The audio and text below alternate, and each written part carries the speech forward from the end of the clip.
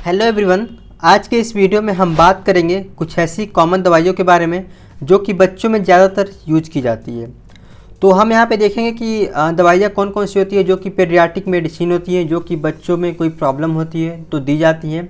और साथ ही साथ हम ये भी देखेंगे कि उसके डोज कितने देने होते हैं। देखिए, डोज बहुत ही इंपॉर्टेंट होता है किसी भी पेडियाट्रिक सिरप के लिए, यानी कि जब भी बच्चों का हम सिरप देते हैं तो डोज बहुत ज़्यादा इंपॉर्टेंट होता है। तो आपको सबसे ज़्यादा जो है डोज पे ध्यान रखना है। और वीडियो जो आप लोग देख रहे हो तो आप लोग एक चीज़ ध्यान रखना है कि कोई भी अगर आपके घर में बच्चे हों तो आपको कोई भी दवाई खुद जा करके नहीं लेनी है मेडिकल स्टोर से। अगर कोई प्रॉब्लम होती है आपको तो आप लोग जाओ डॉक्टर से कंसल्ट करो, फिर जाके डॉक्टर जैसा दवा लिखते हैं आप लोग वैसे दवा लो। ये वीडियो केवल आपकी नॉलेज की पर्पज़ के लिए है, ठीक है। तो चलिए हम वीडियो को शुरू करते हैं।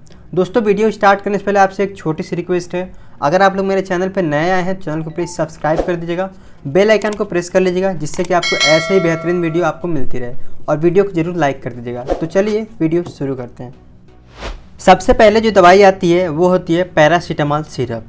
इसके हम यूज़ की बात करें तो इसका यूज़ किया जाता है दर्द और बुखार में, यानी कि अगर बच्चे के बॉडी में कहीं भी पेन हो रहा है, अगर उसको बुखार है तो उस सिचुएशन में हम जो है पैरासीटामॉल सिरप का यूज़ कर सकते हैं। देखिए, बच्चे का दर्द जो है वो किसी बॉडी के पार्ट में होना चाहिए। ये नहीं कि बच्चे को पेट में दर्द हो रहा है तो आप लोग उसको कलपाल दे रहे हो, ऐसा बिल्कुल नहीं है। अगर बॉडी के किसी पार्ट में दर्द है, पेट में दर्द नहीं है, तो उस समय हम पैरासीटामॉल सिरप का यूज़ कर सकते हैं। और अगर बच्चे को बुखार है तो वहाँ पर हम इसका यूज कर सकते हैं।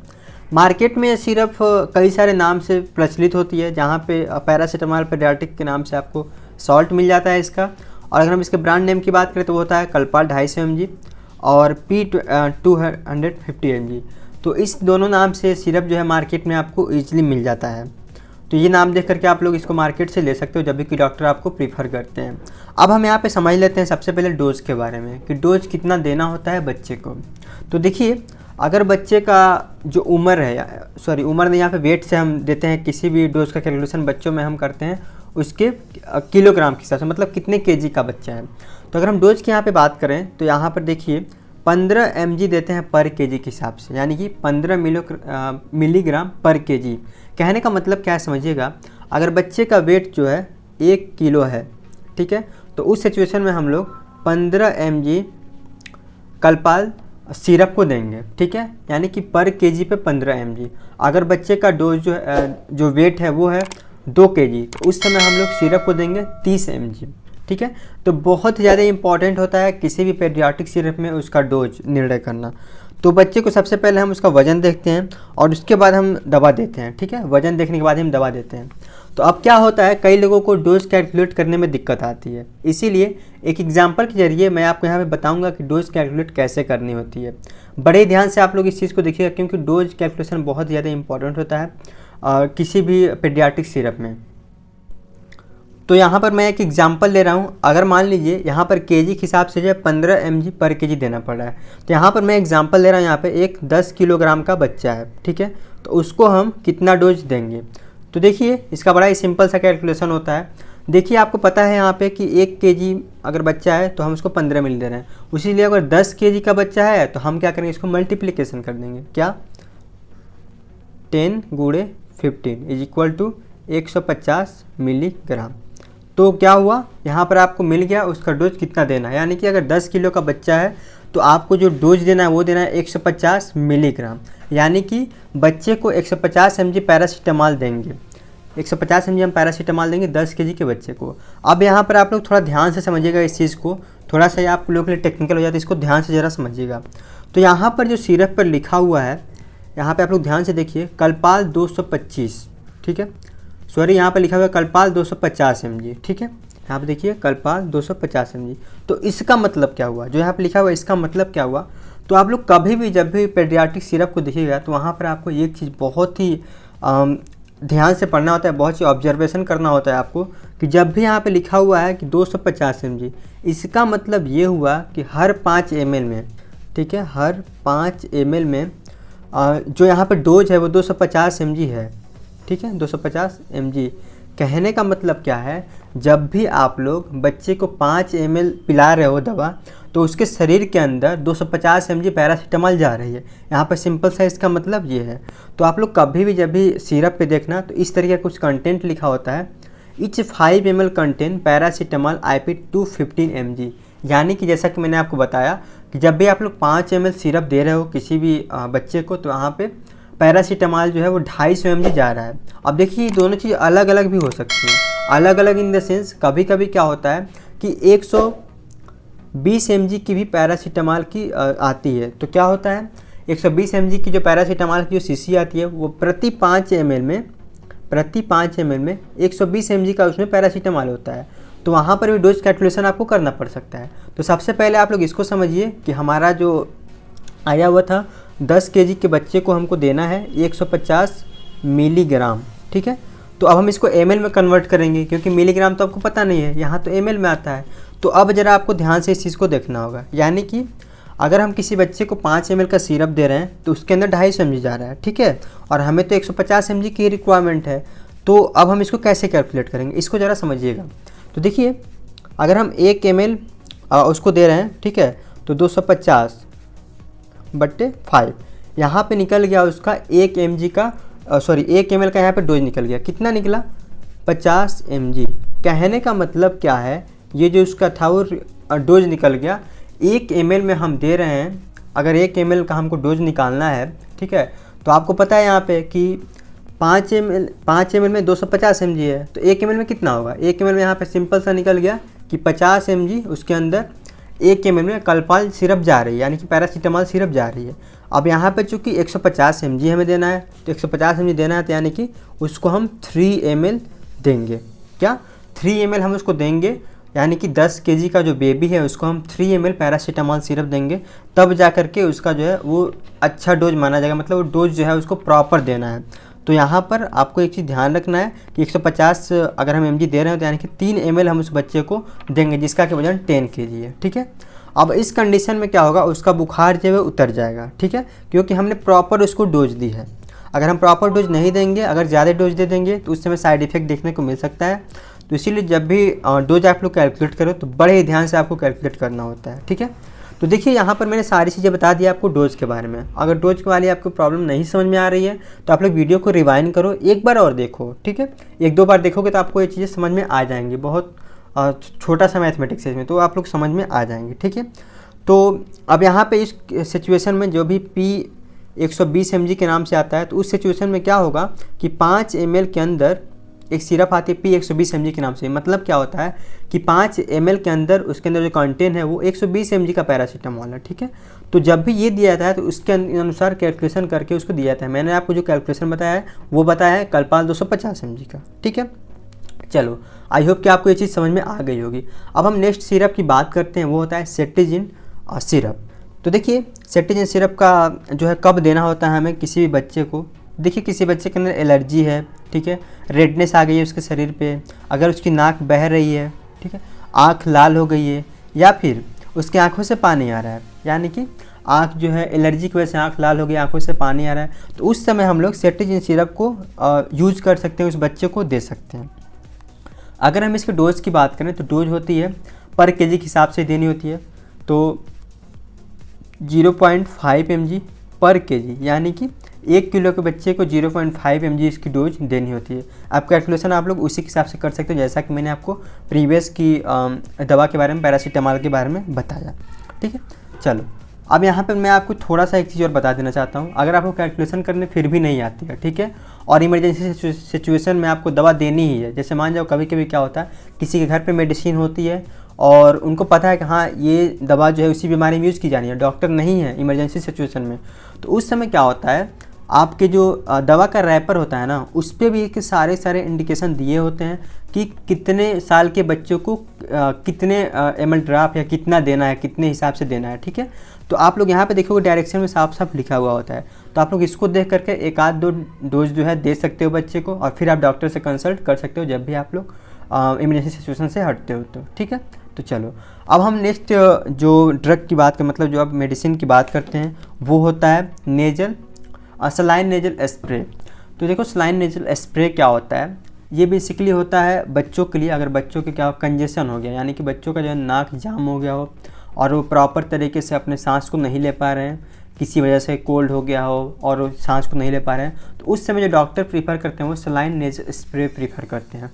इसके हम डोज की बात करें तो वो होता है 2 ड्रॉप ट्वाइस है, यानी कि 2 ड्रॉप आपको 2 ड्रॉप दिन में 2 बार देना होता है, ठीक है। तो ये आपको नेसोक्लियर के नाम से, ओट्रिबिन पेडियाट्रिक के नाम से, कई सारे नाम से आपको ये मार्केट में अवेलेबल होता है। तो जो भी आपके वहाँ मिल जाता है आप लोग इसको यूज़ कर सकते हो। और देखो ये सारी दवाइयाँ जो मैं बता रहा हूँ आपको, वो आपको डॉक्टर के प्रिस्क्रिप्शन पर ही यूज़ करने हैं, डॉक्टर के रिकमेंडेशन पर ही यूज़ करनी है। ये नहीं कि अब आपको किसी बच्चे को क्या हो गया, नाक बंद हो गया, आपको जा करके इसको ले आए, ऐसा बिल्कुल नहीं करना है आपको, डॉक्टर के कंसल्ट से ही करना है आपको, ठीक है। चलो अब हम यहाँ पे नेक्स्ट जो बात करते हैं, नेक्स्ट जो हमारा दवा है वो है पेट दर्द के लिए दवा, ठीक है। तो वो है पेट दर्द के लिए। अब यहाँ पे देखो अगर बच्चे का पेट दर्द हो रहा है, ठीक है, तो वहाँ पर हम कौन सी दवाई देते हैं, तो वहाँ पर हम देखते हैं कोलीमैक्स। देखिए कोलीमैक्स, देखिए कोलीमैक्स एक नाम है, ब्रांड नेम है। हम बेसिकली देखते हैं कि उसके अंदर साल्ट कौन सा है, तो हम साल्ट को सबसे ज़्यादा प्रीफर करते हैं। तो देखिएगा यहाँ पे 2 सॉल्ट हैं, डाइसाइक्लोमाइन हाइड्रोक्लोराइड और सिमेथिकोन सस्पेंशन। तो ये दोनों जो सॉल्ट होते हैं वो एक ही में आते हैं, मतलब एक ही सिरप के अंतर्गत आते हैं। जो डाइसाइक्लोमाइन होता है ना वो एंटी स्पाज्मोडिक होता है, ठीक है, और जो सिमेथिकोन होता है वो क्या होता है, एंटी फेलुएंट होता है। तो इन दोनों का काम क्या होता है ज़रा समझ लीजिएगा। जो डाइसाइक्लोमाइन होता है कभी भी हम इसका कॉम्बिनेशन ही देते हैं, और कॉम्बिनेशन किस सिचुएशन में नहीं देना होता वो भी मैं आपको बताऊँगा। तो डाइसाइक्लोमाइन जो होता है वो क्या करता है, एंटी स्पाज्मोडिक होता है, यानी कि अगर पेट में ऐंठन की वजह से दर्द हो रही है, ठीक है, तब डाइसाइक्लोमाइन काम करता है। अगर पेट में गैस की वजह से दर्द हो रही है उस समय सिमेथिकोन काम करता है, ठीक है। तो इन दोनों के प्रकार के दर्द को जो है ये सिरप ठीक कर देता है। मार्केट में आपको ये कोलीमैक्स के नाम से, या तो कोलिजा डी के नाम से, या तो मेफ्टाल स्पास के नाम से मिल जाता है। तो आप लोग को तीनों में से अगर कोई भी एक दवा मिल जाती है तो कोई एक दवा आप लोग यूज़ कर सकते हो। अगर हम इसका डोज की बात करें तो देखिएगा ज़रा ध्यान से, देखिए 6 महीने से नीचे के बच्चों को, यानी कि जो 6 मंथ से नीचे की बेबी है उसको हम कभी भी कोलीमैक्स नहीं देते हैं, ठीक है। अब क्यों नहीं देते हैं वो मैं आपको आगे बताऊंगा। 6 मंथ से ऊपर का देख लीजिए, 6 मंथ से ऊपर या 2 साल से नीचे का, यानी कि 6.5, अगर 6 मंथ का हो गया है बेबी और 2 ईयर से नीचे का है तो उसमें हम लोग उसको 2.5 ml देते हैं, ठीक है। और अगर 2 ईयर से लेकर 12 ईयर तक का है तो उसमें हम उसको 5 ml देते हैं। तो ये इसके डोज की बात हो गई, ठीक है। अब देखो डाइसाइक्लोमाइन के कुछ साइड इफ़ेक्ट भी होते हैं, ठीक है। तो डाइसाइक्लोमाइन के जो साइड इफ़ेक्ट होते हैं वो कहाँ कहाँ होते हैं आप लोग इसको समझ लिए। तो डाइसाइक्लोमाइन के जो इफेक्ट देखने को मिले हैं वो सबसे ज़्यादा देखने को मिले हैं 6 महीने से नीचे के बच्चों में, ठीक है। तो 6 महीने से जो नीचे के बच्चे हैं तो उसमें साइड इफ़ेक्ट देखने को मिले हैं किस तरीके, डिजीनेस की, ड्राउसीनेस की, ड्राई माउथ हो गया, नर्वसनेस हो गया, बच्चों के अंदर प्रॉब्लम देखने को मिलते हैं, ठीक है। तो आपको क्या करना है, जो भी 6 महीने से नीचे की बेबी है तो आपको डाइसाइक्लोमाइन देने से बचना है, ठीक है। डाइसाइक्लोमाइन जहाँ पे कन्फ्यूजन आता है उसको आपको देने से बचना है। उस समय आपको केवल और केवल जो 6 महीने से नीचे की बेबी है उसको हम देंगे सिमेथिकोन, ठीक है। डाइसाइक्लोमाइन बिल्कुल नहीं देना है, डाइसाइक्लोमाइन किसी भी कंडीशन में 6 महीने से नीचे के बच्चों को नहीं देना है। सिमेथिकोन जो होता है वो आप लोग जो डॉक्टर लिखे हुए हैं तो उसको आप लोग दे सकते हो। अब मैं यहाँ पे बताऊंगा आपको कि सिमेथिकोन के नाम से कौन कौन सी दवा आती है मार्केट में जो बहुत अच्छी होती है, ठीक है। तो देखो सिमेथिकोन के नाम से 2 दवाएं आपको मार्केट में मिल जाती हैं, 2 ही नहीं बहुत सारी दवाएं होती हैं, मैं आप बस 2 दवा एग्जाम्पल के तौर पर लिया हूँ। एक दवा जो आती है वो आती है गैस्ट्रिका ड्रॉप और एक आती है कोलीमैक्स डी। दोनों में सिमेथिकोन और डिल आयल होता है। ये क्या करते हैं, पेट के गैस की वजह से जो दर्द हो रहा है बेबी के अंदर उसको ये ठीक कर देते हैं, ठीक है। तो ये सिमेथिकोन के नाम से आपको मिल जाते हैं। आपको ये चीज़ बहुत ही ध्यान से और बारीकी से देखना है कि ये जो दवा है वो आपको 6 महीने से नीचे के बच्चों के लिए है, ठीक है। 6 महीने से ऊपर के बच्चों के लिए कभी भी आपको, मतलब 6 महीने से नीचे के बच्चों के लिए कभी भी आपको डाइसाइक्लोमाइन प्रीफर नहीं करनी है। ये डाइसाइक्लोमाइन और सिमेथिकोन का जो कंपोजिशन है, जो कॉम्बिनेशन है, वो आपको 6 महीने से ऊपर वालों के बच्चों के लिए ही देना है, ठीक है। तो चलो ये हो गई हमारी पेट दर्द के लिए जो कि बेबी में, और 6 महीने से ऊपर और 6 महीने से नीचे के बच्चों के लिए। अब हम बात करते हैं यहाँ पे स्पोरलेक पाउडर के बारे में। तो देखिए स्पोरलेक पाउडर क्या होता है, अगर किसी बच्चे को दस्त लग गया है, ठीक है, दूध नहीं पच रहा है, वहाँ पे दूध जो है उसके दस्त के थ्रू निकल जा रहा है, तो वहाँ पर हम स्पोरलेक पाउडर का यूज़ करते हैं। स्पोरलेक पाउडर के अंदर जो कंपोजिशन यानी कि जो साल्ट पाया जाता है वो आता है लैक्टिक एसिड बैसिलस, ठीक है। ये क्या करता है, आपके जो भी प्रॉब्लम हो रही है दस्त लगने की वो आपको ठीक कर देता है बेबी के अंदर। कितना कितना देना होता है इसको, ये बहुत ही इंपॉर्टेंट है जानना।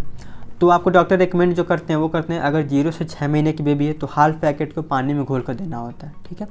अगर 6 महीने से ऊपर की बेबी है तो उस समय 6 महीने से ऊपर या 1 ईयर की है तो उस समय 1 पैकेट पूरा जो है पानी में घोल करके और लैक्टिक एसिड बेसिलस को बेबी को देना होता है। चलो ये तो हो गई स्पोरलेक पाउडर की बात। अब हम आगे बात करते हैं रेसिकोडिट्रिल के बारे में। तो देखो रेसिकोडिट्रिल जो होता है वो बहुत ही बेस्ट दवाई होती है दस्त के लिए, ठीक है। तो अगर दस्त हो रही है बेबी को तो सबसे ज़्यादा बेस्ट दवाई होती है मार्केट में होती है रेसिकोडिट्रिल। इसको कैसे देना होता है ये समझिएगा। अगर मोर देन 3 मंथ, अगर 3 महीने से ऊपर की बेबी है, ठीक है, तो 3 महीने से ऊपर की बेबी को जो है 1.5 mg पर kg के हिसाब से दिया जाता है 3 बार दिन में, यानी कि 1 kg के बच्चों को 1.5 mg इसको प्रीफर करते हैं डॉक्टर देने के लिए। अब देखिए यहाँ पर मैं एक चीज़ आपको यहाँ पे बता रहा हूँ, काफ़ी कॉमनली यूज़ की जाने वाली एक मेडिसिन होती है वो होती है लोपेरामाइड, जो आपको मार्केट में लोमोफेन के नाम से मिलती है, ठीक है। तो जो मार्केट में जो लोपेरामाइड मिलती है लोमोफेन के नाम से, वो 6 महीने से नीचे के बच्चे को कभी नहीं देना चाहिए, ठीक है। क्यों नहीं देना चाहिए? क्योंकि ये कंट्रा इंडिकेटेड होता है। 6 महीने से नीचे के बच्चों के लिए ये कंट्रा इंडिकेटेड होता है, इसलिए आपको कभी भी लोपेरामाइड जो है 6 महीने से नीचे के बच्चों को नहीं देना है। अगर 6 महीने से नीचे के बच्चा है तो आप लोग को तुरंत जा करके डॉक्टर से कंसल्ट करना चाहिए, डॉक्टर को दिखाना चाहिए, वो आपको जो दवा प्रीफर करते हैं वो आपको देना है, ठीक है। लोपेरामाइड कभी भी नहीं देना चाहिए। तो नेक्स्ट जो हमारी दवाई है वो होती है डोमपेरिडोन ड्रॉप या सिरप। अब देखिएगा डोमपेरिडोन कब यूज़ की जाती है। तो देखिए अगर बच्चे के अंदर उल्टी आ रही है, उसका दूध नहीं पच पा रहा है, दूध जो पी रहा है वो उल्टी के रास्ते बाहर आ जा रही है, ठीक है, वोमिटिंग कर रहा है बेसिकली, तो उस समय हम लोग डोमपेरिडोन ड्रॉप या सिरप का यूज़ करते हैं। तो यहाँ पे देखिए इसके हम कैसे यूज करते हैं, डोज कैसे होता है इसका। तो सबसे पहले लेस देन 6 मंथ, अगर 6 महीने से नीचे का बच्चा है अवॉइड करेंगे इसको देना, मतलब 6 महीने से नीचे के बच्चों को हम डोमपेरिडोन नहीं देंगे। और अगर 6 महीने से ऊपर का है बच्चा, 6 महीने से लेकर के और 4 साल तक, उसको हम 0.15 mg पर kg, ठीक है, मतलब 1 किलो के बच्चे के हिसाब से 0.15 mg हम उसको देंगे। तो देखिएगा ये बेसिकली डॉक्टर आपको बता देते हैं कैसे कैसे देना है। आप इतना डोज कैलकुलेशन नहीं कर पाओगे तो डॉक्टर आपको सिंपली ml में बता देते हैं, ठीक है, कि कितना ml देना है, कितने कितने टाइम देना है। तो डॉक्टर जब रिकमेंड करें तभी आप लोग इसको दो। और यहाँ पर देखिएगा अगर 4 से 11 साल के बीच के बच्चों को देना है तो उसमें हम लोग प्रीफर करते हैं जनरली वो 4 mg थ्राइस अ डे, मतलब 4 mg दिन में 3 बार, ठीक है। तो ये हो गया डोमपेरिडोन सिरप। अब डोमपेरिडोन सिरप आपको मार्केट में डोमेस्टेल के नाम से, या तो आपको डोमडेन के नाम से, या तो आपको यही 2-3 कंपोजिशन होते हैं जो कि आपको बेसिकली मार्केट में मिल जाते हैं। देखो आपको कभी भी जो देखना होता है वो डोमपेरिडोन जो यहाँ पे इसका कंपोजिशन है ना, जो साल्ट नेम है वो देखना होता है। बाकी ये जो होता है वो ब्रांड नेम होता है, कंपनियाँ अपने अलग अलग नाम देती हैं, तो आप लोग इसको देख कर भी ले सकते हो और इसको डोमपेरिडोन आपको देखना होता है, ठीक है।